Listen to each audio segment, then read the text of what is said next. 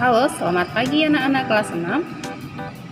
Kembali lagi kita bertemu dalam pembelajaran muatan IPA. Pada hari ini kita sudah masuk di tema 4, subtema 1. Tema 4, globalisasi, subtema 1, globalisasi di sekitarku. Muatan IPA, kompetensi dasar 36. Tujuan pembelajaran. 1. Siswa mampu mengidentifikasi proses menghasilkan energi listrik. 2. Siswa mampu mengidentifikasi proses penyaluran energi listrik. Kita masuk ke proses menghasilkan energi listrik. Kebutuhan manusia di era globalisasi semakin hari semakin meningkat. Kemajuan teknologi karena adanya penemuan-penemuan. Banyak penemuan yang didapatkan dan semuanya membantu kegiatan manusia.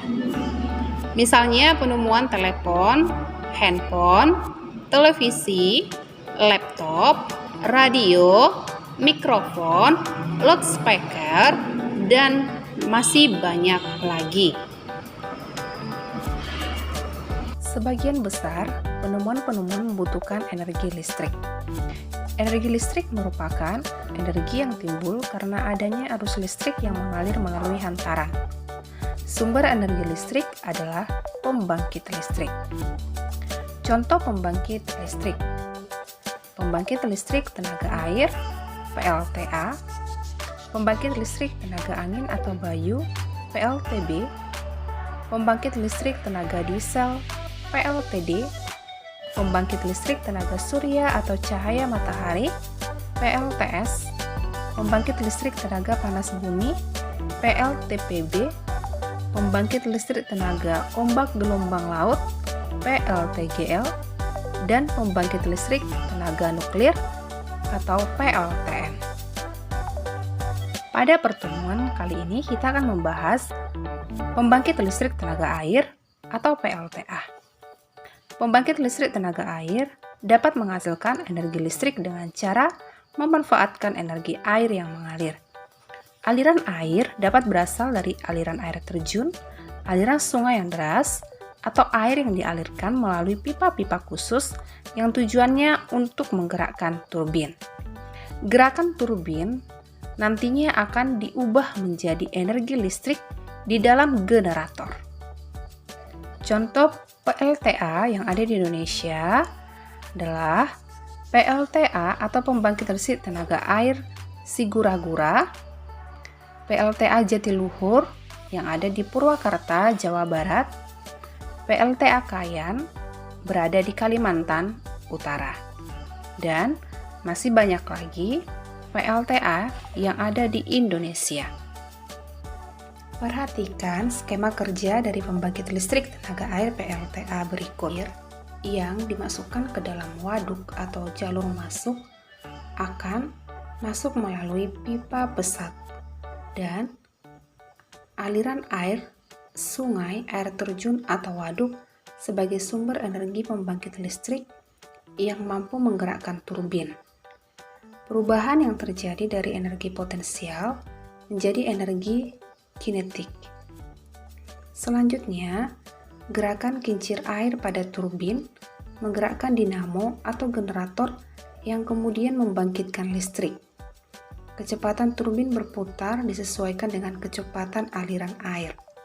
Semakin cepat aliran airnya, maka turbin berputar juga semakin cepat, sehingga energi listrik yang dihasilkan juga semakin besar.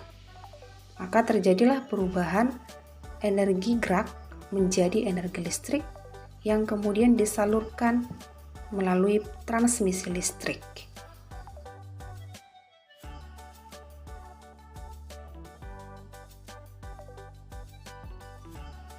Dalam daerah yang lingkup kecil, beberapa daerah menggunakan pembangkit listrik secara mandiri.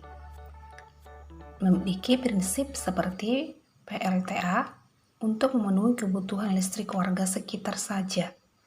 Pembangkit listrik tersebut dinamakan pembangkit listrik mikrohidro. Pembangkit listrik mikrohidro menggunakan aliran air untuk memutarkan kincir air.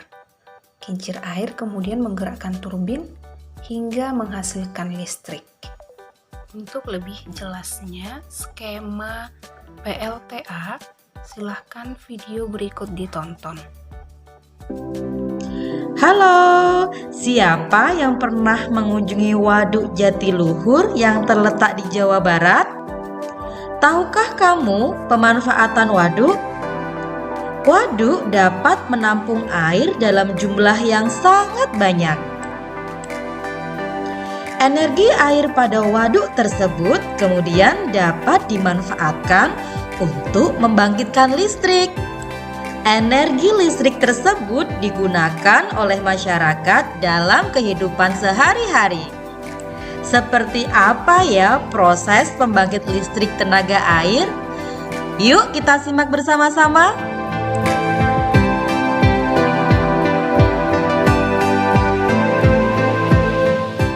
Telah kita ketahui bersama bahwa waduk dapat dimanfaatkan sebagai sumber energi listrik. Pemanfaatan ini kita sebut dengan PLTA atau pembangkit listrik tenaga air. Aliran air dari waduk akan memutar turbin. Putaran turbin tersebut mengaktifkan generator. Nah, setelah generator aktif, generator akan menghasilkan energi listrik.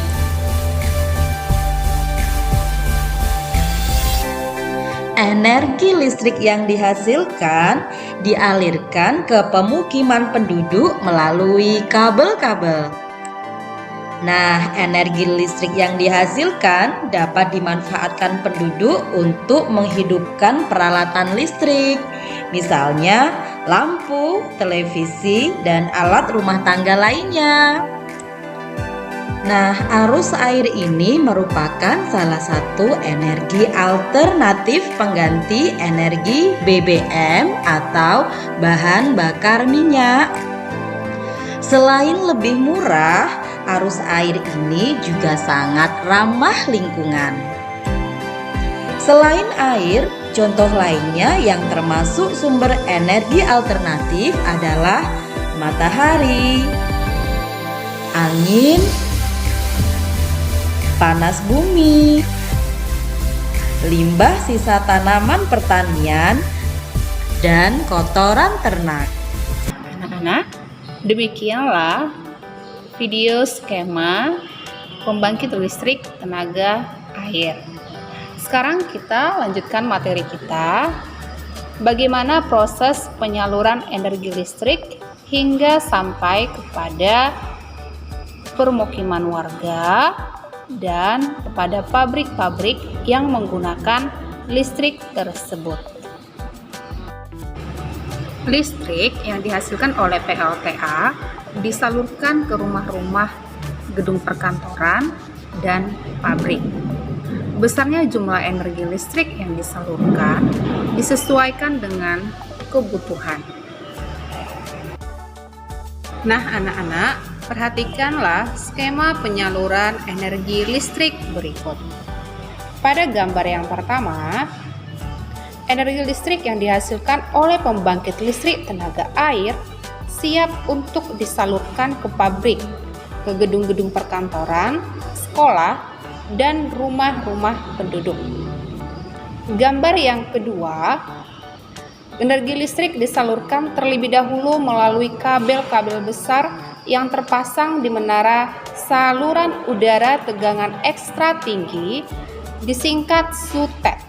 Hal ini dikarenakan energi listrik yang dihasilkan oleh PLTA memiliki tegangan cukup tinggi. Nah, kita lanjut pada gambar yang ketiga. Yang ketiga, energi listrik kemudian masuk ke dalam transformator. Transformator atau trafo merupakan alat listrik yang berfungsi untuk menaikkan atau menurunkan tegangan. Pada tahap ini, energi listrik dinaikkan tegangannya. Kita lanjut gambar yang keempat. energi listrik disalurkan ke dalam pabrik-pabrik. Pabrik biasanya membutuhkan energi listrik cukup besar untuk keperluan produksi.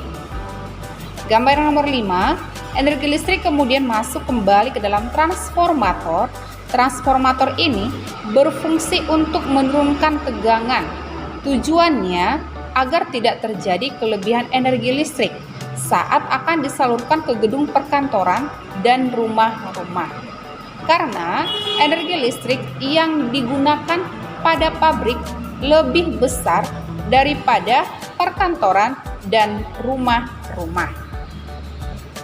Selanjutnya, gambar nomor 6, energi listrik dari transformator penurun tegangan diterima oleh gedung perkantoran dan rumah-rumah penduduk, sehingga listrik tersebut bisa digunakan oleh penduduk dan pabrik-pabrik yang menggunakan untuk keperluan produksi.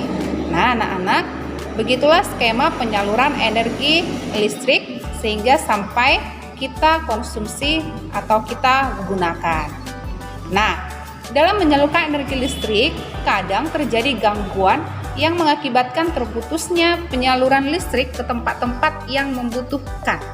Hal ini tentu mengganggu aktivitas di dalam pabrik, perkantoran, dan rumah-rumah. Penyebab terganggunya proses penyaluran listrik dapat disebabkan oleh peristiwa alam seperti tersambar petir atau gempa bumi yang mengakibatkan rusaknya salah satu komponen alat yang berhubungan dengan penyaluran listrik. Maka, antisipasi yang dilakukan oleh tempat-tempat yang membutuhkan energi dalam jumlah besar biasanya dilengkapi dengan pembangkit listrik cadangan yang dikhususkan untuk kebutuhan tempat tersebut.